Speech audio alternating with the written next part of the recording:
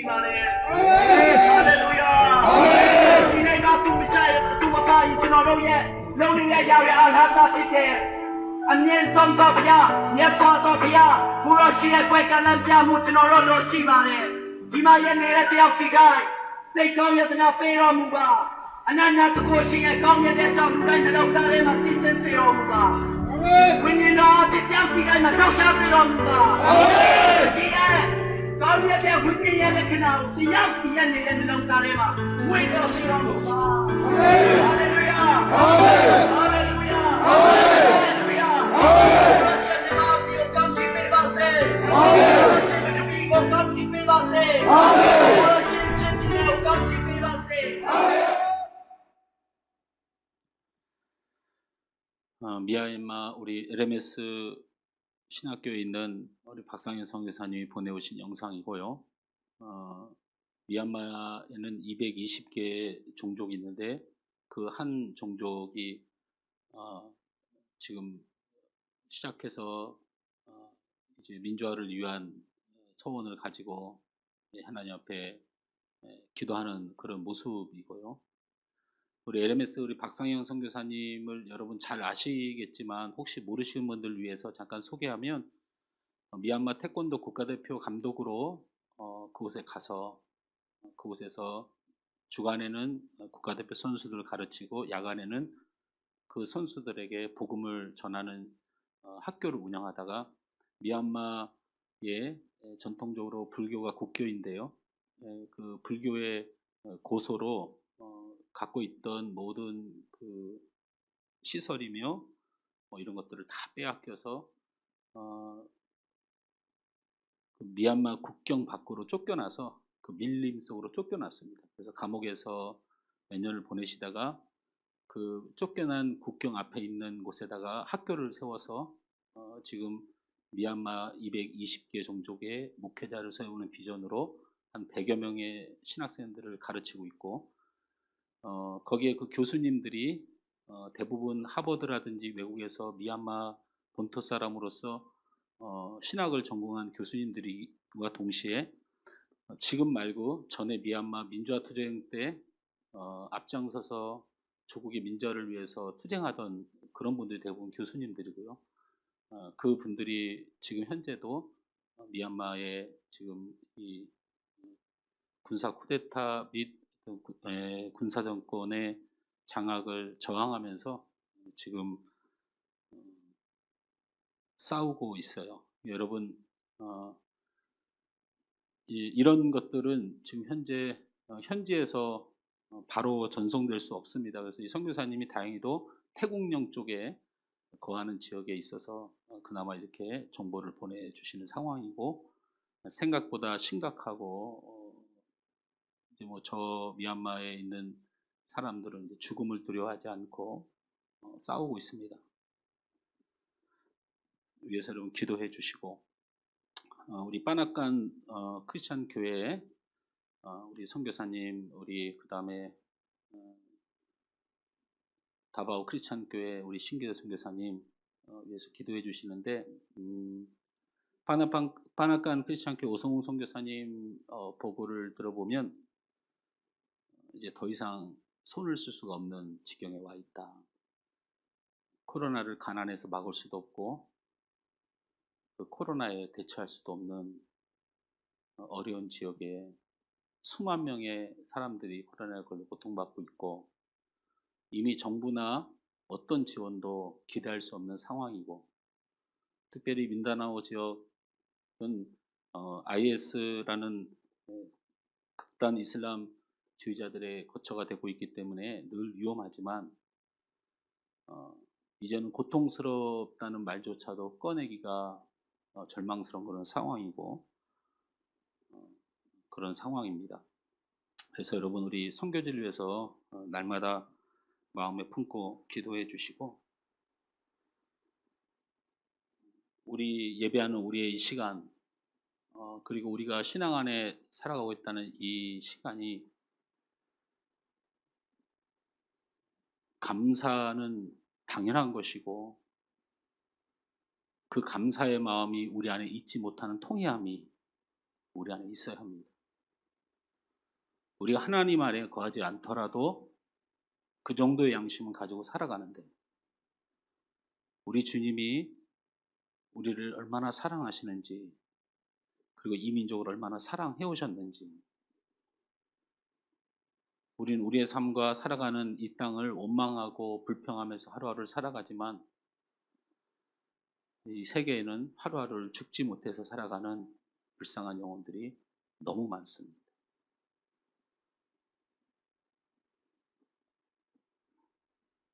오늘 말씀의 제목은 부활의 숨은 영웅들이라는 말씀으로 함께 말씀을 나누려고 합니다.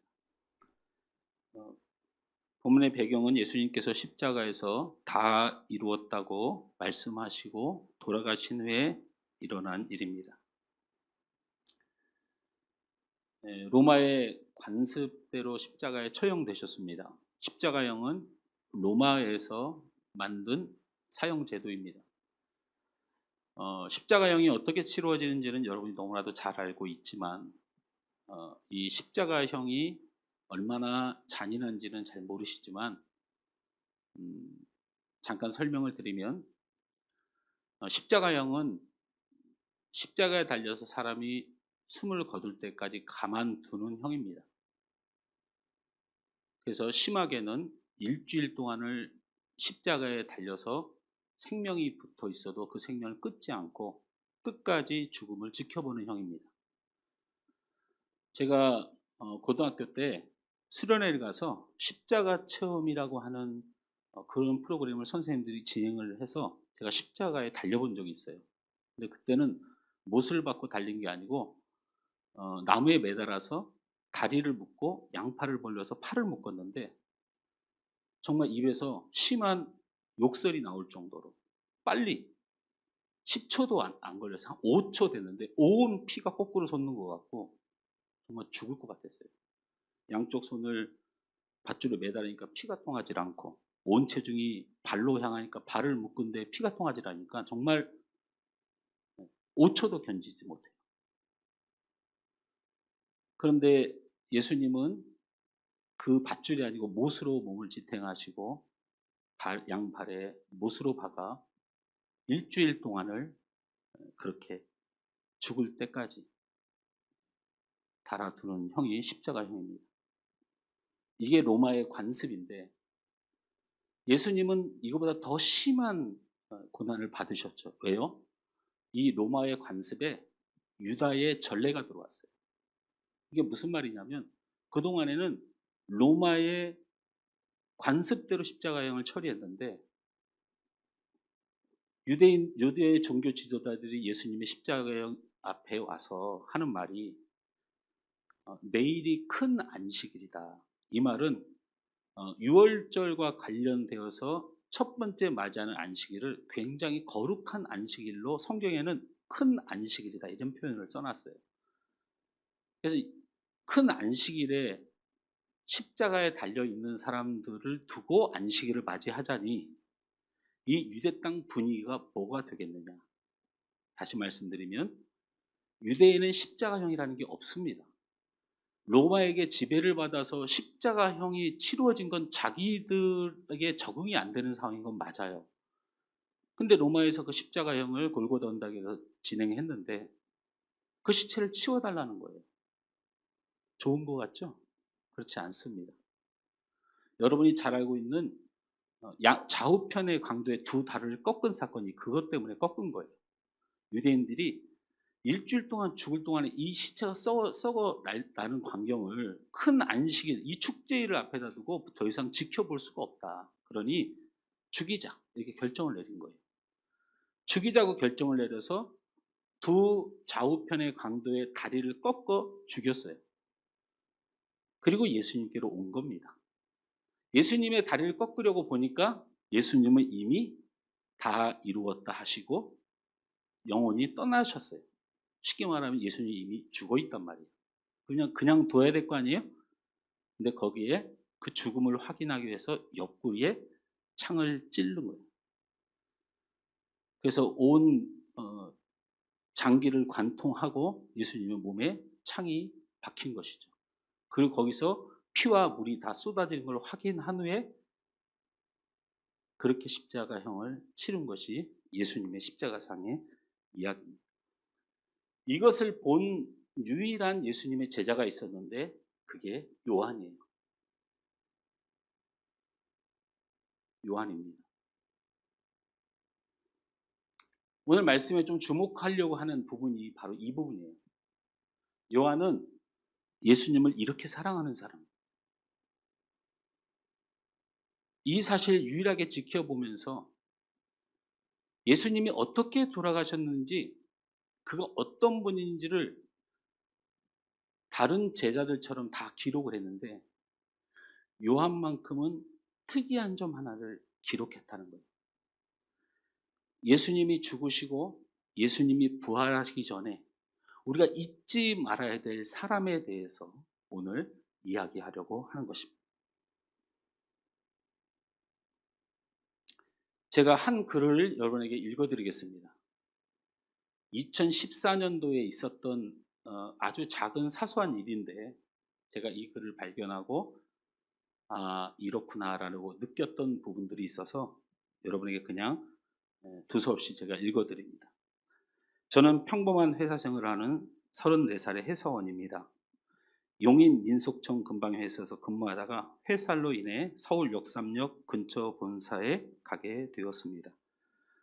용인 회사에 있을 때는 자가용으로 이용하여 출퇴근을 하다가 막상 서울에 가려고 하니까 차도 막힐 것 같고 지하철을 타더니 너무 답답할 것 같아서 그냥 바람도 쓸 겸 오랜만에 버스를 타고 가기로 마음먹고 버스를 기다렸습니다.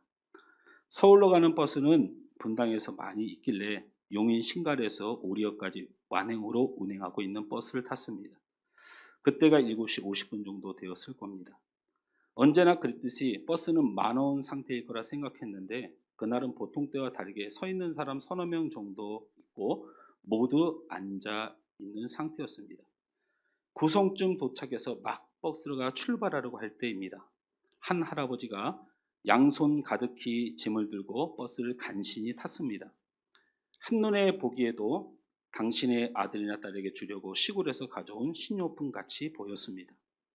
그리고 나서 한 10m 정도 앞으로 전진했을까요? 갑자기 버스가 급정거를 하는 것이었습니다. 놀란 사람들이 버스 안에서 운전사 기사 쪽을 앞을 쳐다보았습니다. 운전기사가 할아버지에게 소리칩니다. 차비 없으면 빨리 내리시라고, 바쁘다고. 할아버지는 어쩔 줄 몰라 하며 깜빡 잊고 돈을 챙겨오지 못했다고, 한 번만 그냥 태워달라고 애원을 하고 있었습니다. 그러나 운전기사는 계속해서 할아버지에게 당장 내리라고 큰 소리를 치고 있었습니다. 마음속에는 운전기사에게 어르신한테 너무한다며 뭐라고 말하고 싶었지만 차마 입이 떨어지지 않았습니다. 그런 찰나 뒷좌석에 앉아있던 초등학생으로 보이는 여자아이가 앞으로 성큼성큼 걸어갑니다. 그리고 가방을 내려놓고 여기저기 뒤지기 시작합니다. 그리고 10,000원짜리를 꺼내서 기자 아저씨한테 큰 소리로 말합니다. 할아버지잖아요, 아저씨. 할아버지잖아요. 이 돈 내가 낼 테니까 10,000원이에요. 앞으로 이런 불쌍한 할아버지 타면 10번 공짜로 태워주세요. 그러면서 10,000원짜리를 돈통에 넣는 거 아니겠어요? 순간 눈물이 핑 돌고 찡한 마음에 제 가슴을 스치고 지나가더군요. 그리고 그 아이는 할아버지를 자기가 앉아있던 자리로 모시고 가는 거예요. 정말 제가 태어나서 이렇게도 창피했던 적이 있었나 하는 순간이었어요. 나 아닌 다른 사람들도 같은 마음이었을 거라 생각합니다. 왜 이렇게 고개를 들 수가 없고 어린이라는 게 이렇게도 후회되는 하루였습니다. 오리역에 다 왔을 때쯤에 저는 10,000원을 지갑에서 꺼내서, 그리고는 내리는 문이 열렸을 때 그 꼬마 주머니에 10,000원짜리를 얼른 찔러놓고 도망치듯이 뛰어내렸어요. 그렇게라도 하지 않으면 제 마음이 편치 않을 것 같습니다. 반성하는 하루를 살게 해준 그 꼬마에게 진심으로 머리 숙여 감사합니다. 이 이야기를 들으면서 요사이 사람들이 자주 느끼고 경험하는 겁니다. 절대 나서지 마라. 절대 끼어들지 마라. 나서는 순간 손해보고 다친다. 어제 우리 방송실 담당하는 우리 성일 형제하고 정혜 형제가 우리 여러 가지 지금 아직도 잡음이 나잖아요. 그리고 오늘 방송실 멤버가 음향 담당하는 사람이 하나도 없는 상태에서 예배가 진행돼서 여러 가지 컨트롤이 잘 안 되는 부분도 여러분이 혹시 불편할지 모르지만 어제 그 친구들이 한 사람은 안양에 살고 한 사람은 금천구 시흥에 사는데 두 사람이 만나서 우리 성일 집사님 차를 타고 오다가 차가 정체돼서 서 있는데 뒤에서 큰 차가 졸으셨는지 주무셨는지 전속력으로 달려와서 차를 받는 바람에 차가 반파가 될 정도로 큰 사고가 났습니다. 그래서 토요일날 와서 여기서 음향 테스트를 확인하고 음향 장비 이상 없는지 확인한 다음에 여기서 교육관에서 잠을 자고 주일 예배를 드리고 가는 친구들이에요. 근데 그 사고가 났는데 저한테 영상을 그 상황에 보내왔어요. 목사님 가서 예배 준비를 하려고 했는데 지금 이렇게 사고가 났습니다 하고 영상을 찍는데 이 성희 집사님이 내려서 영상을 바로 켰는 모양이에요. 일단 자기가 어떻게 의식을 잃을 수도 있고 어떻게 될 수도 있으니까 일단은 카메라를 들고 움직이면서 첫 번째 했던 행동이 그 사고를 냈던 분이 할아버지예요. 차가 얼마나 세게 받았냐면 화면상에 차가 저리 밀려나가 있어요. 앞에가 삼중추돌을 일으키면서. 그래서 사고를 낸 차량에 가서 성일 집사님이 한 말이 어르신 괜찮습니까? 다치지 않으셨습니다. 이 말을 하는 것으로 화면이 끊겼어요. 근데 그 얘기를 하고 약간 텀이 있었는데 이런 마음을 느꼈어요. 이 세상에 미안하다는 말은 없구나. 미안하다고 하거나 잘못했다고 하지 않도록 가르친대. 보험사에서 알아서 할 거니 말을 안 하는 것이 좋다. 분명히 잘못을 했는데 그렇게 해서 사고가 난 뒤에 바로 교회를 왔어요. 병원을 가야 되는.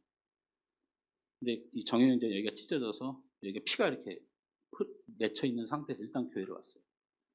교회를 와서 당장 몸이 안 좋아서 음향을 할 수가 없어서 우리 준혁이 수인이를 불러서 이거 꼭 이게 누르고 이렇게 누르고 그리고 병원으로 가서 지금 입원해 있어요. 우리 형제들이 수고하고 부족한 교회를 위해서 늘 마음으로 다해서 헌신해 준 것도 고마운데 속상한 일을 당하고도 미안하다는 말 한마디 들 수 없는 세상을 살아가는 이 삶이, 이런 세상에서 돈을 많이 가지고 집을 사고 이 세상에 가질 수 있는 명예와 부귀 영화를 누린들 내가 정말 잘 살고 있는 것인가 라는 생각을 해보게 됩니다. 이런 일들은 세상 밖에서만 있는 것이 아니고 교회 안에서도 있습니다. 예배하고 말씀을 배우며 잠깐 사는 이 세상을 주님을 기쁘시게 하는 삶을 살다가 이 세상보다 훨씬 더 끊이지 않는 저 영원한 나라에 우리가 가려고 이 세상을 사는 겁니다. 제가 하나님은 아니지만 마치 이 세상이 최고고 다인 것처럼 살아가면 절대로 여러분은 하나님의 나라는 여러분의 것이 될 수 없다고 장담합니다. 세상은 다 속여도 하나님은 속일 수 없습니다. 어떻게 이 세상이 다인 줄 알고 세상 사람들과 똑같이 사는 사람이 예수를 믿는다는 그 헛 고백으로 하나님을 속이고 하나님의 나라에 갈 수 있단 말입니다. 그런 종교라면 당장 목사를 때려치고 교회를 없애는 게 맞습니다. 우리가 병들고 약하고 부족하지만 전능하신 하나님의 나라가 있고 이 땅을 우리가 어렵게 살아가지만 하나님이 우리를 지키시며 죽음에서 생명으로 옮기신 예수님의 부활처럼 우리에게 소망과 놀란 하나님의 은혜가 날마다 있을 것을 기대하는 것, 이것이 우리의 믿음이 되어야 될 줄 믿습니다.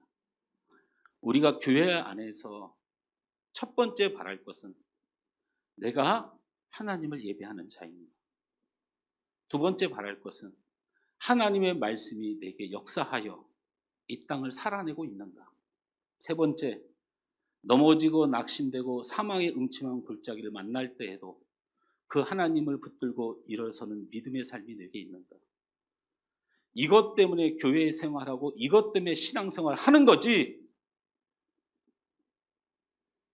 오늘 찬양 스타일이 어떻고 이 교회 서비스가 어떻고 목사님 인격이 어떻고 장로님 모습이 어떻고 이게 무슨 상관입니까?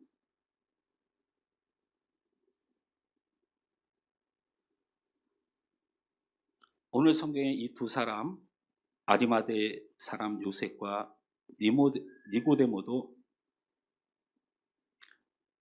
이와 같은 상황을 맞이한 사람입니다. 예수님의 반역죄와 신성 모독죄로 십자가형을 받은 죄인입니다. 예수님은 그런 신분입니다. 베드로와 제자들이 예수님을 사랑하지 않아서 도망간 게 아닙니다. 예수님의 죽음의 이유가 반역입니다. 반역자로 몰렸는데 예수님과 한패라고 여겨지는 것은 나도 죽음을 당할 수 있는 공포가 있다는 뜻입니다. 아리마대 사람 요셉과 니고데모도 여러분 성경을 확인해보면 알겠죠. 오늘 읽은 말씀에 아리마대 사람 요셉도 예수의 제자이더니라는 전제가 있습니다. 이것이 요한이 쓴 글이란 말이에요. 요한이 제자란 말을 아무한테나 붙이지 않죠. 12명의 제자이진 않지만 분명히 예수님의 제자인 증거들이 세상에 알려진 사람일 것입니다. 그래서 아리마대 요셉과 니고데모도 똑같이 나서서는 안 되는 상황을 맞이했고 나서면 어려움을 겪는 상황을 맞이했고 나서면 손해를 보는 상황이 다가왔습니다. 나서면 죽을 수 있는 상황이었습니다. 이 시대도 그렇습니다.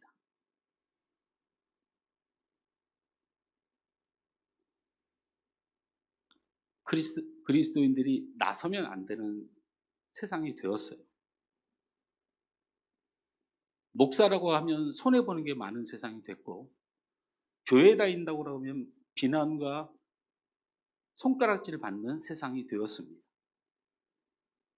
이렇게 된 데에는 분명히 교회와 목회자와 믿음의 삶을 살아가는 우리의 잘못들 분명히 존재합니다. 그런데 여러분, 지금은 시작일 뿐입니다. 기독교의 박해는 이런 식으로 역사 속에서 시작되어 왔습니다. 스타일이 좀 다를 뿐이에요. 로마에 불이 났습니다. 그 불은 황제가 낸 불이었습니다. 그런데 기독교인들이 꼴배기신 이후로 그 불을 기독교인들이 나라를 전복하려고 반역을 꾀한다고 제목을 걸어서 로마에 있는 모든 기독교인들을 다 잡아 죽였습니다.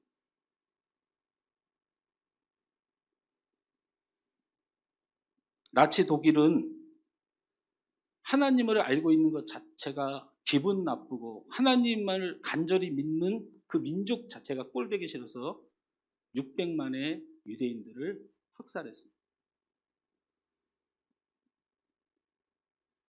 우리의 잘못과 우리의 부족함을 부인하고 싶은 생각 없습니다. 정말 없습니다. 이 시대의 목회자가, 이 시대의 교회가 10년 전, 20년 전 목사님과 교회의 상황보다 훨씬 더 깨끗하고 훨씬 더 솔직하고 훨씬 더 진지합니다.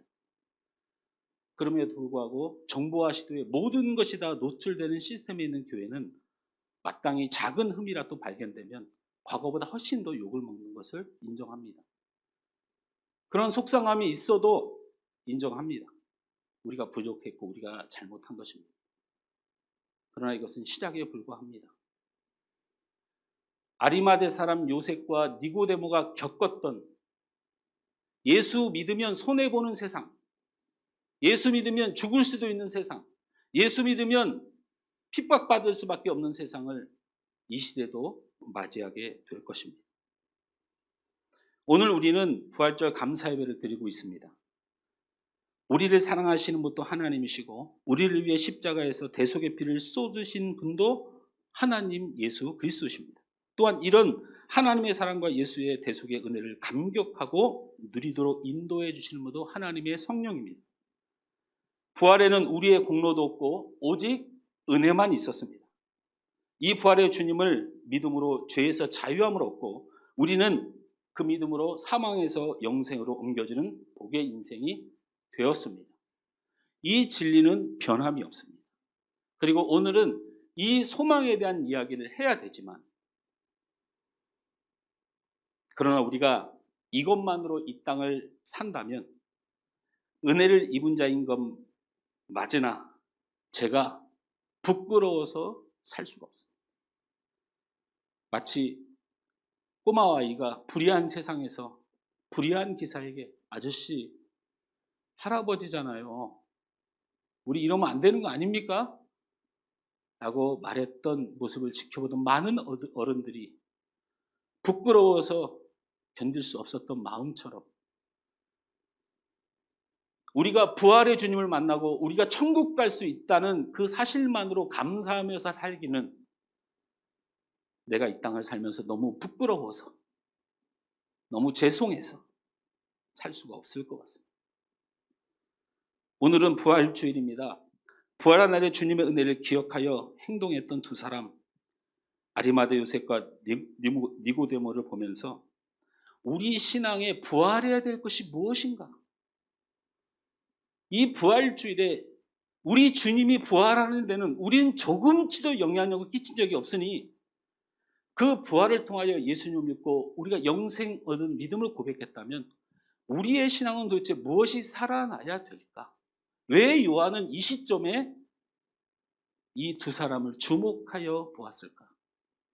하는 것을 통하여 오늘 귀한 은혜의 시간이 되시길 주님으로 축원합니다.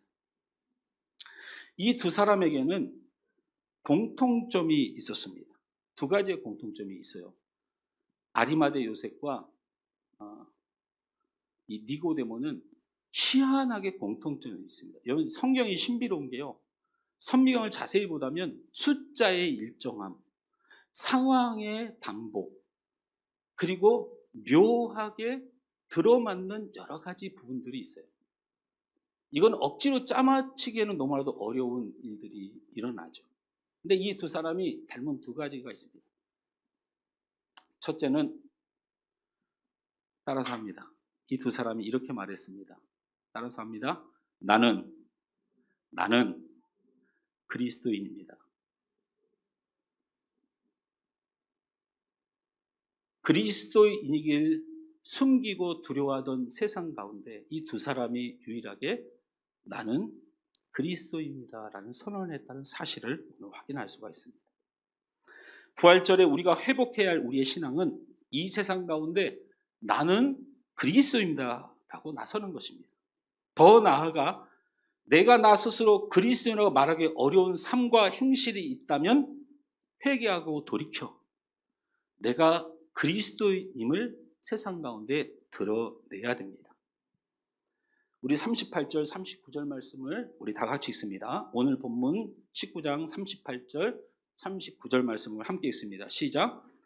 아리마대 사람 요셉은 예수의 제자이나 유대인이 두려워 그것을 숨기더니 2일 후에 빌라도에게 예수의 시체를 가져가기를 구하매 빌라도가 허락한지라.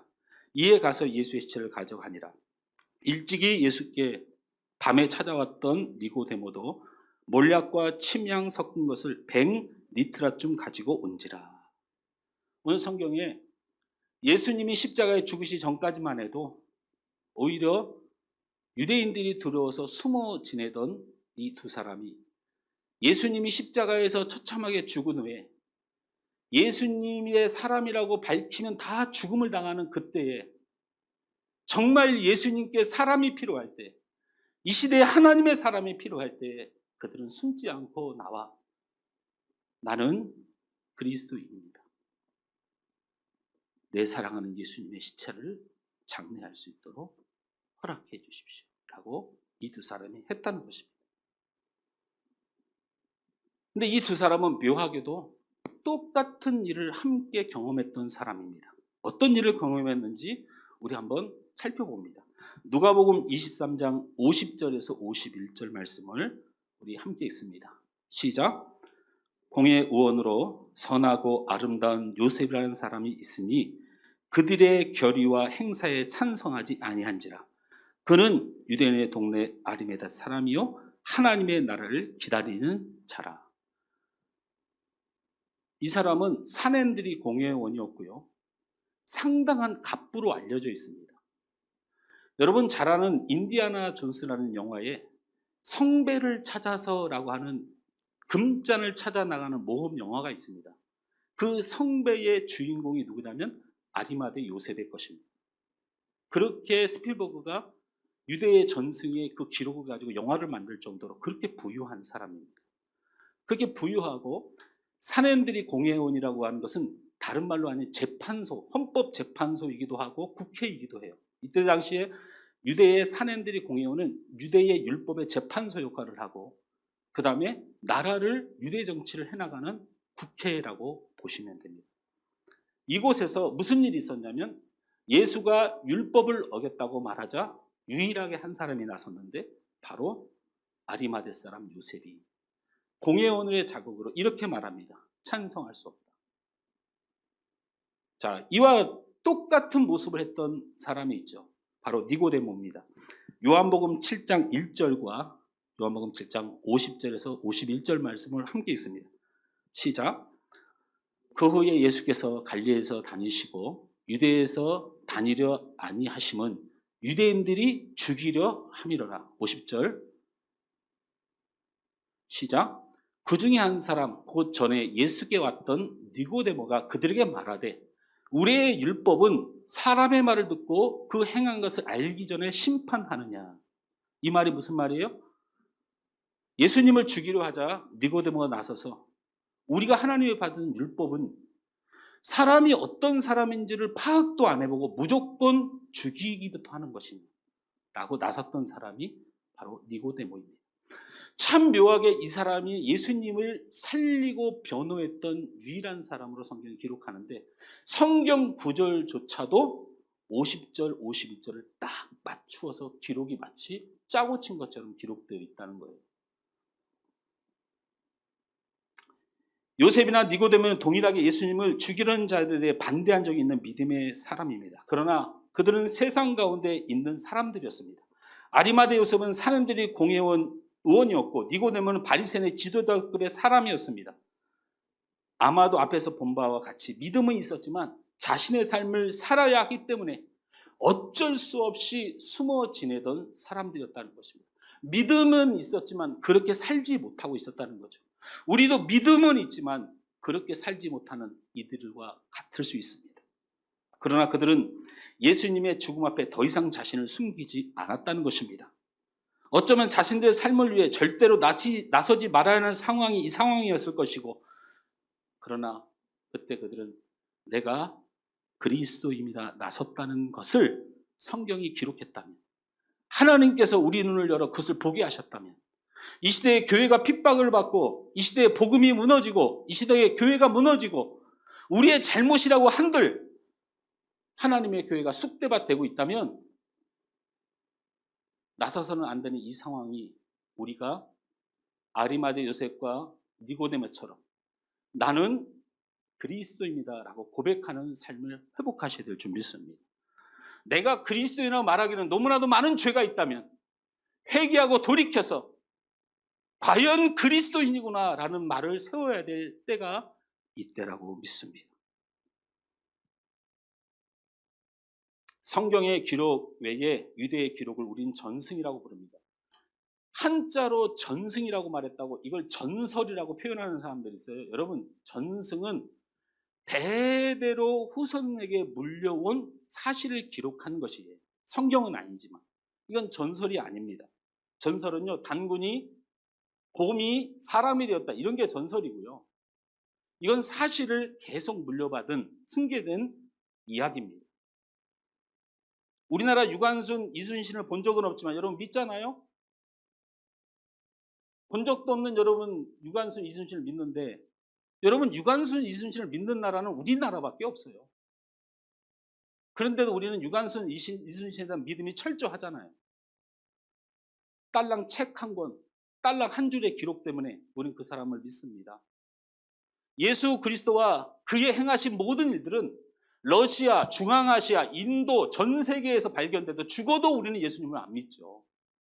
저도 그래서 유관순하고 이순신은 안 믿을 예정입니다. 다윗이라는 이름으로, 데이비드라는 이름으로 여태까지 그 후손들이 살아가고 있고, 빌립이라는 이름을 필립스라는 이름으로 살아가고 있음에도 불구하고 우리는 죽어도 못 믿는 거잖아요.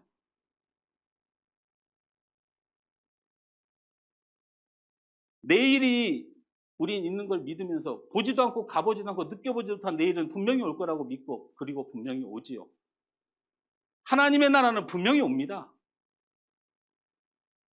그게 내일이라고 할지라도 분명히 옵니다.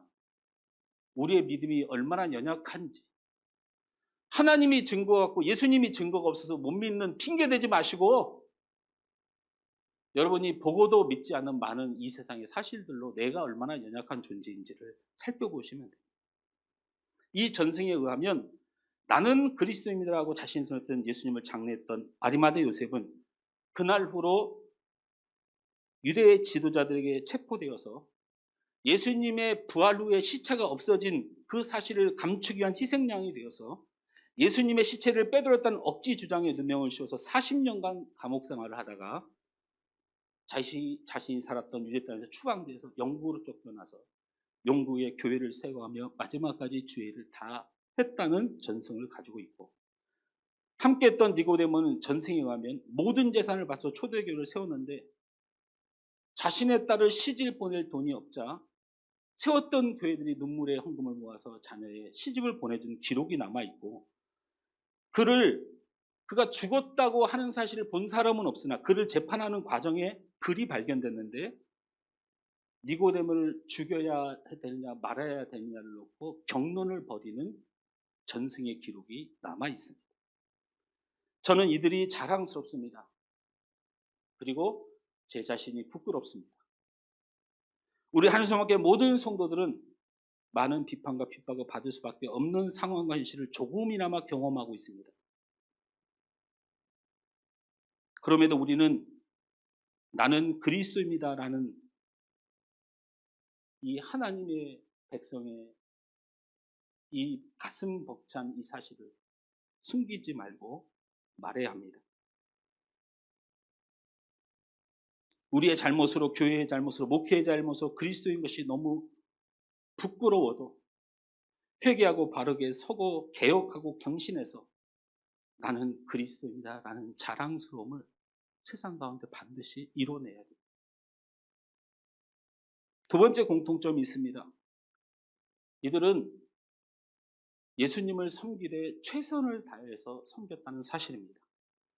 41절 말씀을 우리 다 같이 한번 확인합니다. 어느 정도의 최선이었는지만 확인하려고 가려고 합니다. 41절 말씀 다 같이 있습니다. 시작.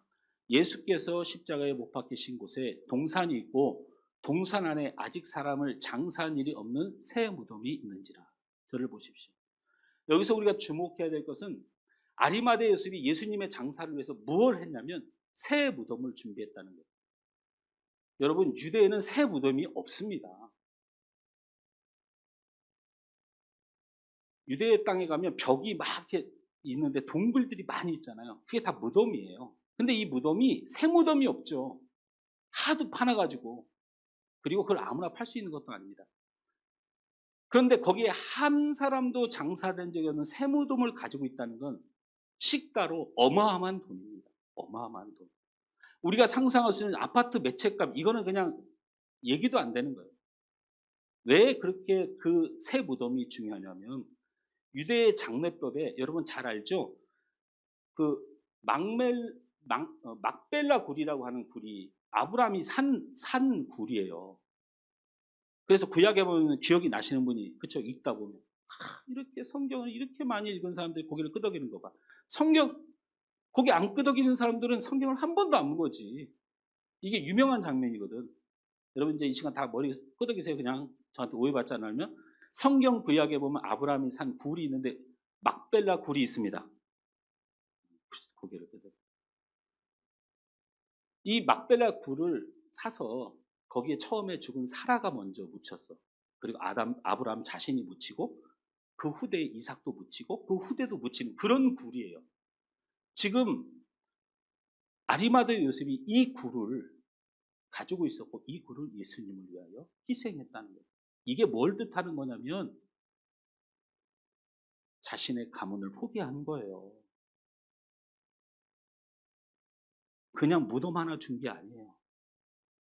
자신이 묻히고 자신의 후대가 묻히고 자신의 후대가 묻히고 가진 것도 많은 사람이고 공회의 임원이고 나라의 지도자급에 있어서 이제는 이 무덤 안에서 대대로 우리 가문이 빛날 그 무덤을 반역죄로 죽은 예수님을 위하여 그 무덤을 내어줌으로 반역의 가문으로 죄인의 가문으로 최선을 다하여 주님을 사랑했던 사람입니다. 우리 39절 말씀을 다 같이 봅니다. 여기 니고데모 이야기가 나옵니다. 다 같이 읽습니다. 시작.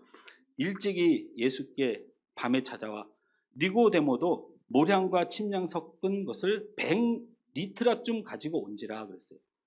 여기를 보면 몰약에 침향을 섞였다고 그랬어요. 근데 이 몰약을 100리트라를 가져왔대요. 근데 이 100리트라가 33에서 45kg 정도 되는 무게인데 우리 그냥 한 초등학생 아이들 몸무게 정도밖에 되지 않지만 이 정도 30kg가 넘는 40kg 이 사이에 이 정도 양이면 이 몰약이 뭐 하는 거냐면 향을 섞여서 시신을 닦는 데 쓰는 거예요. 시신을.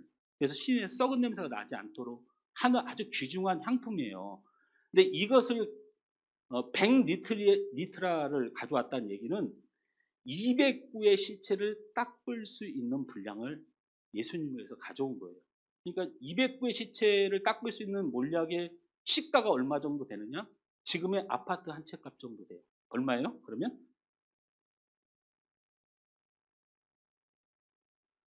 왜 대답을 갑자기 안 해요?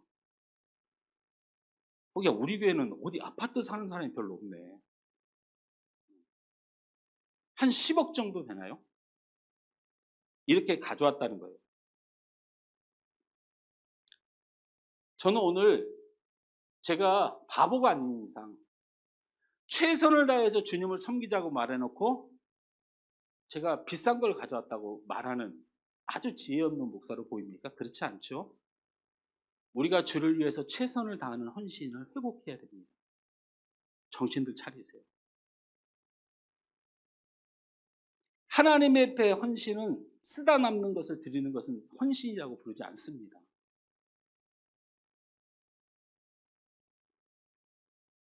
내가 할 수 있는 만큼이 아니라 주님이 쓰시는 만큼 하는 것이 헌신입니다. 내 감정에 따라 결정하는 것이 아니라 헌신이란 성령의 인도하심에 순종하는 것입니다.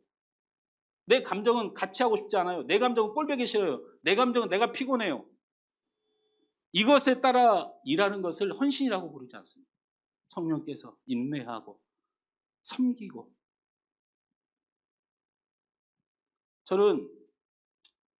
저도 그런 말을 안 하겠습니다. 조심해야 되겠지만 우리 선배 목사님들이 가끔 이런 얘기를 해요. 교회 목회를 끝나고 한 70대 돼가 은퇴하면서 하시는 말씀이 은퇴하고 성교를 가란다 이렇게 말해요. 그래서 제가 은퇴하고 성교를 왜 갑니까? 은퇴하고 성교 가는 건 은퇴하고 요양 가는 것이죠. 정말 성교를 가려면 지금 가세요. 지금 힘 있을 때, 일할 수 있을 때 성교 가셔야지. 할 일 없어서 은퇴해서 그러면 성교 가는 겁니까? 많이 가진 것을 자랑하지 말고 그 가진 것 중에서 하나님 앞에 쓰는 것이 무엇인지를 자랑하시길 바랍니다. 여러분 많이 가진 것 정말 1도 안 부럽습니다. 정말 하나도 부럽지 않아요. 앞으로 우리 하늘소망교회 제 앞에서는 여러분 재산이 얼만큼 있고 뭘 대단한 거 저한테 얘기할 필요가 없어요.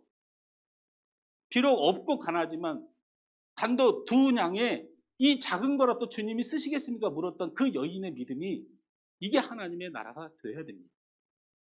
오병이어는 오늘날 삼각김밥 한 끼 식사입니다. 그러나 중요한 것은 이 아이가 너무나도 먹고 싶었지만 예수님 배고프시면 이거라도 괜찮으세요라고 물었을 때 그 오병이의 기적이 그 나라를 살리는 기적이 되었다는 사실을 잊지 말아야 돼요. 우리 찬양팀에는 전문가가 하나도 없습니다. 찬양은 노래 잘해서 하는 것이 찬양 아닙니다. 부족하지만 나를 써서 찬양받기 합당하신 하나님께서 나를 사용하시는 이유로 내가 노래하는 것입니다.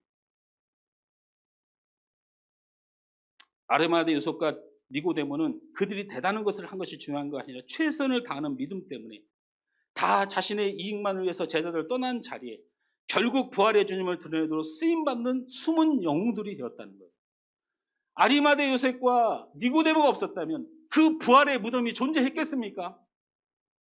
그것에 세마포로 열심히 쌓아서 예수님의 시신을 여기다 두었다고 증명해내지 못했다면 그것에서 부활하신 예수님을 어떻게 증거하려 하십니까? 이들이 정말 죽을 수밖에 없는 세상에 참된 영웅들로 주님을 위하여 최선을 다했다는 것입니다. 여러분 최선을 다하고 최선이 주님께 쓰임받으시길 주님을 축원합니다. 그러면 여러분의 인생은 하나님의 역사에 기록될 것입니다. 여러분의 역사에 여러분의 가진 게 기록된 게 이제 곧 있으면 죽을 우리의 인생에 무슨 의미가 있습니까? 그런 하나님의 나라 하나님의 역사에 여러분이 기록되길 주님으로 축원합니다.